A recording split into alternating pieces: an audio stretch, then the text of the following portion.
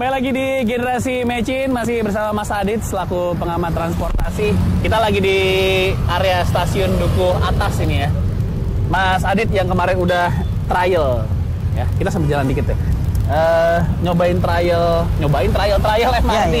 Nyobain dari coba operasi iya, dari Bundaran HI sampai Dukuh Atas. Sampai Lebak Bulus. Sampai Lebak Bulus. Sampai Lebak Bulus. Gimana sensasi pertama kali menggunakan MRT di Jakarta? Sebetulnya kalau selama ini kan kita sudah mengenal ada kereta api perkotaan seperti KRL ya Mas. Iya. KRL pun sebetulnya sudah dalam kondisi pelayanan yang jauh lebih baik dibandingkan dulu ya. Dulu kan sampai di atas. Betul. Tapi sensasi MRT memang berbeda ya. MRT memiliki tingkat kecepatan yang lebih tinggi juga dan kemudian boleh dibilang free of obstacle, tanpa halangan. Kalau KRL kita masih jalurnya dipakai barengan sama kereta api jarak jauh. Masih ada perlintasan sebidang misalnya. Perlintasan sebidang otomatis nggak bisa ngebut, masih harus memelankan kecepatan. Tapi kalau MRT itu benar-benar istilahnya tanpa halangan, tanpa hambatan. Misalnya 30 menit sudah bisa sampai di Lebak Bulus, itu kan suatu hal yang mungkin akan sulit kalau kita bandingkan dengan di kendaraan jalan raya. Nah, artinya itu pertama. Kedua, saya juga melihat dari sisi tingkat fasilitas, kenyamanan maupun tingkat keselamatannya ya memang maksudnya benar-benar sudah terjaga. Tapi memang karena pada saat itu masih masa uji coba operasi, tentu saja pengoperasiannya belum benar-benar sempurna ya, karena memang masih setting-setting, masih penyesuaian awal dan juga masih menggunakan masinis, karena nantinya akan dikendalikan secara otomatis dari pusat kendali operasi, tidak lagi menggunakan masinis, dan pasti perjalanan juga akan menjadi lebih nyaman, lebih cepat, dan mestinya lebih berkeselamatan. Oke, tapi Mas Adit ya, kalau ngomongin MRT, mimpi kita kan ya pasti akan mimpi menjadi sebuah fasilitas transportasi yang bagus. Kita ambil contoh seperti Singapura lah ya. Apakah kita akan bisa mengejar menuju ke sana nggak sih Mas Adit, dengan ini sebagai bisa dibilang prototipe awal lah untuk MRT di Indonesia? Saya kira harus ya Mas Matra ya. Artinya saya ini berkeinginan MRT itu bukan sekedar sarana transportasi belaka, memindahkan orang dari titik A ke titik B. Harus lebih dari itu ya. MRT itu harus bisa menggerakkan perekonomian dan bisnis di wilayah atau di koridor-koridor yang dilalui. Itu tadi makanya saya produktif, jadi lebih produktif ya. Betul. Makanya tadi saya sampaikan bahwa MRT sudah harus melakukan sinergi untuk kemudian bekerja sama dengan pengusaha properti maupun misalnya di kawasan pusat perbelanjaan, perkantoran yang ada di seputaran jalur MRT. Ya, kalau kita ngambil contoh Singapura tuh MRT udah terkoneksi sama mall atau sama kantor. Betul. Gitu ya. Arahnya harus seperti itu. MRT di Bundaran HI misalnya nanti sudah harus terkoneksi dengan mall, misalnya saya sebut saja Grand Indonesia, kemudian Plaza Indonesia, Hotel Pullman misalnya seperti itu di Wisma Nusantara. Kalau kita lihat di Singapura atau di Hong Kong, kita lihat stasiun MRT-nya di satu titik, tapi pintu keluarnya itu bisa tersebar dalam radius yang mungkin hampir 500 meter di sekeliling stasiun MRT tersebut, atau MTR kalau di Hong Kong. Artinya apa? Radius jangkauannya MRT itu bisa sampai 200 sampai 500 meter, sehingga diharapkan mobilitas masyarakat dalam radius seperti itu juga bisa terpenuhi, sehingga sekali lagi MRT itu juga diharapkan bisa tidak hanya meningkatkan mobilitas masyarakat ya Mas Matria, tapi juga bisa bagaimana mereka bisa lebih mudah untuk menjangkau mall, lebih mudah untuk menjangkau kawasan perkantoran, sehingga mobilitas masyarakat yang jalan, perkantorannya juga makin hidup, pusat bisnisnya juga makin hidup, membuka tenan-tenan baru di stasiun MRT di bawah tanah, sehingga menghidupkan juga perekonomian masyarakat. Nah, itu sebetulnya harapannya akan ke situ begitu. Saya ingat satu statementnya Pak Jokowi di debat Capres yang kedua,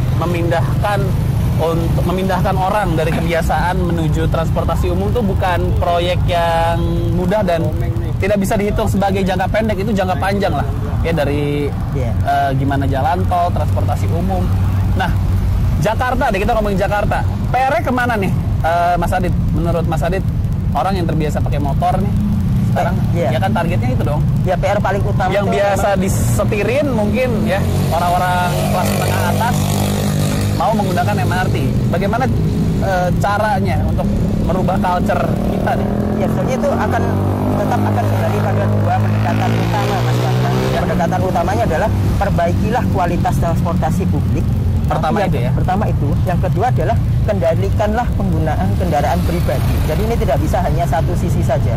Artinya dikenal istilahnya adalah insentif, disinsentif. Masyarakat diberikan insentif dengan transportasi publik yang senyaman mungkin, seterjangkau mungkin, tapi diberikan disinsentif kalau pakai kendaraan pribadi dalam tanda kutip ya, menjadi sesengsara mungkin karena misalnya parkirnya mahal, pajaknya mahal, masuk jalan ini harus bayar, nggak boleh lewat jalan ini, harus cari jalan yang lain. Nah, artinya masyarakat itu pertama saya rasa nggak akan jauh daripada pertama memang harus sosialisasi dan edukasi dulu, Mas. Bagaimanapun juga budaya bertransportasi publik di Jakarta ini agak beda dengan 20 tahun yang lalu di mana transportasi bis reguler waktu itu masih menjadi andalan. Kalau sekarang dengan adanya ya perubahan di mana kapasitas kendaraan pribadi makin tinggi, jumlah pengguna kendaraan bermotor makin banyak, memperoleh pembelian sepeda motor juga makin mudah, transportasi berbasis dalam jaringan atau daring juga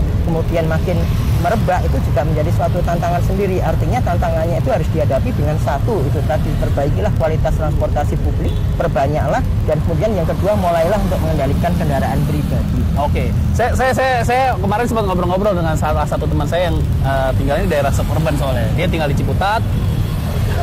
Terus ini kan sampai sekarang belum diketok palu ya soal tarif MRT ya.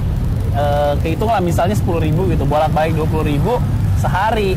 Terus dibilang ngapain gue pindah naik MRT kalau gue bisa naik motor 10.000 4 hari.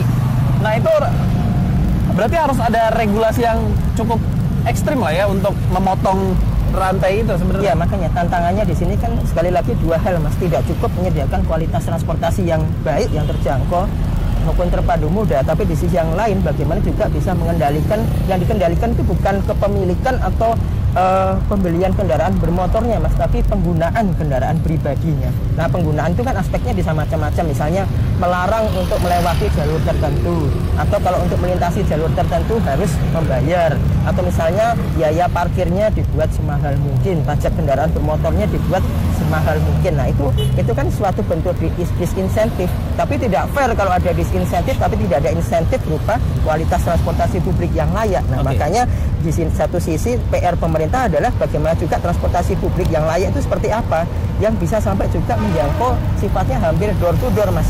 Kenapa sih kok masyarakat naik sepeda motor, naik katakanlah ojek dalam jaringan? Kenapa? Mereka bisa dari depan pintu rumahnya sampai ke depan pintu kantornya, ya, pintu gedung kantornya, depan sekolahnya atau di pasar. Itu nggak akan naik MRT, nggak akan bisa seperti itu. Bisa. Nah, makanya harus ada suatu pemadu moda di mana MRT akan dihubungkan juga dengan angkutan ke kawasan pemukiman, angkutan pengumpan, atau masyarakat bisa naruh mobilnya di parkir perpindahan moda. Nah, itu adalah langkah-langkah PR ya, yang masih panjang lah ke arah itu, tapi harus diupayakan. Harus dipakai. Kurang dari sebulan lagi MRT udah bisa digunakan sama masyarakat umum ya. Cuman pertanyaannya, saya nggak mau ngomongin kebiasaan nih, tapi kebanyakan Indonesia tuh kalau membuat infrastruktur bagus. Nah, memeliharanya. Maintenance-nya, itu tuh PR ya, maintenance-nya. Biasanya terkendala masalah dana. Nah, apakah dari MRT, termasuk dari PT MRT yang bisa menghidupi MRT dari segi bisnis dan dari segi perawatan? Nah, habis ini kita bakal ngobrolin yang ini ya, Mas Adit ya. Siap. Apakah MRT akan konsisten? Nih, kita kan lihat bagus nih. Kita lihat 10 tahun lagi nih, ya kan? Beberapa jembatan penyeberangan ya, Mas, katanya ini untuk difabel, dibikin lift. Nggak lama habis diresmiin, liftnya mati. Iya kan? Terjadi dong. Terjadi. Ini terjadi. Nyata ya. Habis kita bakal bahas, jangan kemana-mana, tetap di Generasi Mecin.